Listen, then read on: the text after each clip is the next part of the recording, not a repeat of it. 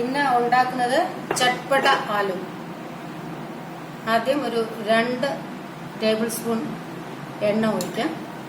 ഒരു 1/4 ടീസ്പൂൺ ജീരകം, ഒരു 1/2 ടീസ്പൂൺ കായം, 1 സ്പൂൺ ഇഞ്ചി, ഒരു സവാള, മീഡിയം സവാള അരിഞ്ഞു.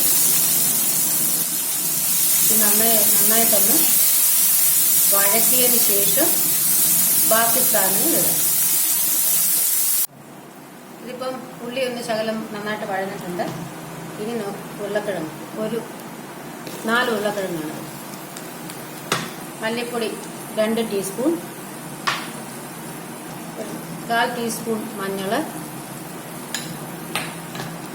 1/4 ടീസ്പൂൺ മുളക് പൊടി,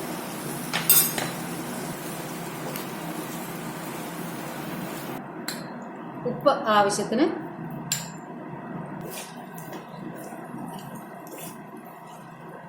ഇതിൽ കുറച്ച് വെള്ളം ഒഴിച്ചിട്ട് അടച്ചു വെച്ചിട്ട് ഒന്ന് വേവിക്കും.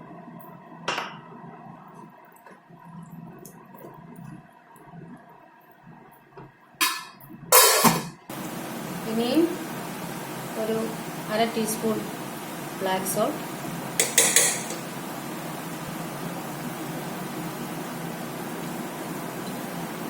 ഒരു 1/2 ടീസ്പൂൺ ജീരകപ്പൊടി, റോസ്റ്റഡ് ജീരകം.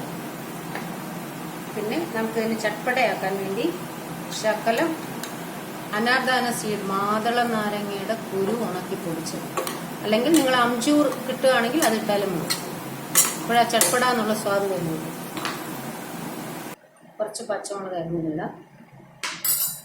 പിന്നെ കറിവേപ്പില, മല്ലിയില ഉണ്ടെങ്കിൽ ധാരാളം മല്ലിയില ചേർക്കാം. കുറച്ച് ഇഞ്ചി,